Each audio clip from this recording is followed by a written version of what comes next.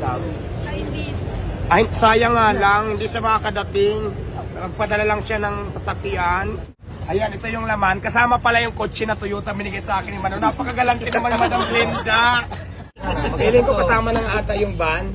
So maraming salamat po kay Madam Glenda. Once again, nagpapasalamat ako sa Madam Glenda. Mabuhay ka. Na-appreciate ko lahat ng tulong mo sa akin. Malaking bagay ito para sa tindahan ko. So maraming salamat sa iyo ulit. Ayan guys, medyo may tumawag sa atin ngayon dahil may nagbibigay na naman ng mga nagamitan natin dito sa Parisan. Tingnan natin kung sino. Tara! Tingnan natin kung ano itong mga pinadala sa atin at saka kung sino ang nagbigay. Ang init pala.